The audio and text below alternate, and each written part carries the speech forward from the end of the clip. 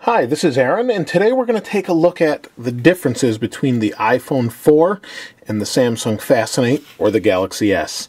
There's multiple versions of the Galaxy S, so this probably will apply across carriers, even though they're not all identical to the Verizon version that we'll be looking at right now. So what we'll start with is aesthetics or design and quality of feel. So first of all, the iPhone 4 we all know is made out of a patented steel with a glass back, glass front. This happens to have a zag covering on it, but that's pretty much the same. We do have our camera back here, volume rockers, vibrate earpiece, front-facing camera, and your home button, speakers, dock connector. On the Fascinate, you have your sleep-wake button here as opposed to up here on the iPhone. You also have your 3.5mm headphone jacks on top. This is your microphone for the mic reduction for secondary sounds, that sort of thing, background noise to kind of eliminate that. Here we have your USB port, micro USB with a little slide cover.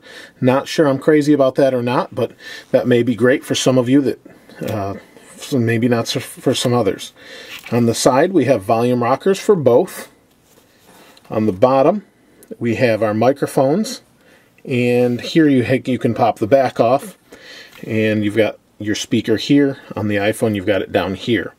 Here's your flash with your camera, and again here's the other side, SIM card on this phone. So that's the aesthetics. Build quality or feel, the iPhone 4 definitely feels heavier. I would say almost double the weight of the Fascinate. Maybe not, it's hard to say, but I'd have to look up the actual specs to tell you for sure. Not a huge deal. And I'm not going to give you the exact specs here. If you want that, you can see the reviews. Excuse me. But I'm going to give you real world, what it looks like, what it feels like, that sort of thing. These both have proximity sensors on the front. This has a front-facing camera, as I said before. So these are all touch buttons across the bottom. This is your menu, this is your home, this is your back, this is your search. You don't have any of that on the iPhone. So let's go ahead and turn it on. This is a Super AMOLED screen, very vibrant, rich colors. This is a Retina display, very, very close pixels. First, let me go ahead and show you the unlock screen on the Fascinate. We all know that on the iPhone, or most of you do, you slide to unlock. On the Fascinate, you fit a puzzle piece. And there we have it. They're both capacitive touchscreens. We're both on Wi-Fi here. You can see the signals. Signal is about 2 bars. 1 bar on the Fascinate, but I don't think it makes too much of a big deal on this for this particular demonstration. We swipe, we have multiple home screens that you can customize on the Samsung, so that's definitely a win for the Samsung, where you can't really customize on the iPhone. You can organize things into folders, and you can change the picture on the background. As you can see, this is a picture I took with the 3GS actually, of the Washington Monument in the background. You can't really change that on the iPhone. On here we can have moving backgrounds with whatever widget we want. See right here we have 5 pages, and that's a new email, and that's probably a good time to go into email. You kind of get the widgets, I think, if you're familiar with Android. So here I just got an email. It popped in here, gave me a 1. On the Android phone, no matter what screen I'm in, it pops up the little drop down, and we can see someone subscribed on YouTube. So that's pretty cool. So it handles multiple mailboxes, but this has push Gmail on the Fascinate, and it pops in with a notifier. Personally, I think that's a big win for me over the iPhone. This is my own personal iPhone. This is a review unit, and I prefer the iPhone for different reasons because I'm big into music and things. But as far as email goes, definitely better. Definitely better on the Android side, I think, for notifications and how they come in. So that's email. You can have multiple email boxes. I don't really have it set up other than Gmail on the Fascinate. But let's go into email. You can see how fast it is. Someone subscribed. We can go back, see other emails, scrolls really quickly, and you can have multiple email inboxes. So that's pretty cool. You can see how quick that is. Go into the same email, comes up slowly, someone subscribed, we can go back, lots of email boxes, and go back. They're both pretty quick. And before we go any further, just for those that might wonder, there is nothing running here other than email for multitasking. On the Samsung, we hold the home button, and these were things that were running. You can see Barbie puzzle. My daughter was playing around with it. This is what's running right now. It tells us our RAM for Gmail, mail, the packages running, the summary, the help. Big win for Android if you like that sort of thing. Let's end all of that. Let's end those on the iPhone. Multitasking is really more true multitasking on the Fascinate than it is on the iPhone, so that's a big win there. So let's go ahead and show you browser speed. Now, one thing the iPhone does not have is swipe. Swipe lets you type really quickly, and I showed that on my day one follow-up, so check that out if you haven't already. That's pretty cool if you prefer that. Let's go to my site, Zolotech.com. And we have them here, and we can hit them both at the same time, and we'll see how quickly they load. Not a huge Wi-Fi signal here, but you can see Fascinate's done already.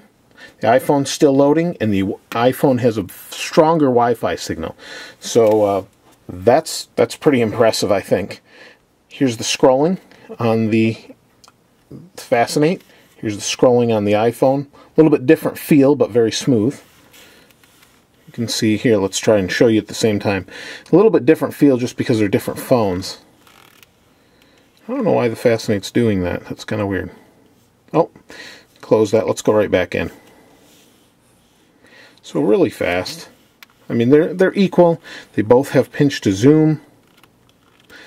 They feel great. And I've said this many times before that I could use the Fascinate as my own phone now that I've used enough Android phones. It's equally as good as the iPhone, in my opinion, for different reasons. So that's web browsing. Now we have one of my videos, YouTube, from YouTube. Let's go back once. I went into one of the stories, apparently. You can see if I let go, it will just scroll. A little bit choppy at times, but not really. No more so than you see on any other phone. I think iPhone just smooths it out a little bit, but I don't think that's an issue whatsoever. So neither of this does not have Froyo or Flash on it, so when you do hit play, it opens in YouTube, so does the iPhone. Let's go back to home. Now, battery life, let's talk that for a moment. The iPhone is the longest battery iPhone I've had, the iPhone 4. The Fascinate, due to its AMOLED or Super AMOLED screen, it takes less power. They're equal in battery length, at least from what I can tell so far in the time that I've had the Fascinate. That's a huge step for me on Android. There's other phones, such as the Droid 2 or the Evo, that have reduced battery because they've got larger screens. You're not going to find that disadvantage on the Fascinate, from my experience. It just doesn't happen unless you've got a million things open in the background that are pulling data and you've got GPS open. You're not going to see that at all. Now, they both have visual voicemail, they both have apps, and you've got apps on here. These are all pre-installed for the most part, but you can customize the Fascinate much more. Now, I'm not going to say this phone is better than this phone or this phone's better than that phone. I want you to make that determination because they're different. The iPhone is Apple's version of what they think is a good phone. The Fascinate is what Google thinks is a good phone, with some stuff that Samsung's added on the side. You have to decide for yourself what you like. The app stores on both of them are getting quite vast. There are more on the iPhone still, but the Android marketplace is way over 100,000 at this point. So there's 250,000 on the iPhone, 100,000 on the Android. What you're looking for is going to be there on both for the most part. You may be off a little bit for something you like on one, but not on the other. It's hard to say. If you want Google Voice right now, you go with the Android platform. If you want a million different game apps and that sort of thing, you go with iPhone. There's different reasons to go to each one, different carriers, different. If you like to customize, you're going to want to go with Android. If you like pretty and refined and well well-rounded and kind of matured at this point, you go with iPhone. Android's just about there. It's almost at that point. So it's hard to say. I don't want to suggest either or, but there are so many reasons to go to Android, and there are so many reasons to go to iPhone. So it's really what you want to, what you like. Now let me show you one thing. Someone's asked me to do a screen comparison before. Let's go to the same web page so we have the exact same thing on both screens. And I'm going to bring this in really close so you can see. Same thing. Let's hold them side by side, even. You can see there's a little tint to the AMOLED screen, Super AMOLED. Let it refocus. There we go. You can see the pixels a little bit on the Super AMOLED. You can't as much on the iPhone. I don't know if you can see that or how well you can. And that's really mainly due to the incredible pixel density that the iPhone has. Now, there are some other things we could compare, such as the camera. In the camera, I'm not going to do now because I'm going to compare that. I'm going to show you that in the full review, but I'm going to do a comparison of all the Droid phones and then of these two phones so that you can get a real-world comparison of what it looks like side by side. I've done that before for some of the Android phones, so I'm going to do that again to kind of do an update to that so you guys get a better idea. It's really hard to keep going. There's so many things I could go over. There's so much customization you can do on Android, and there's so many different things I like about the iPhone. It's really hard to say, buy this phone, buy that phone. It's really up to you. And because of that, I think that's going to be the end of this quick comparison. Other than that, your music player, I think for me, is the big thing that's made me stay away from Android, and it's superb on this phone.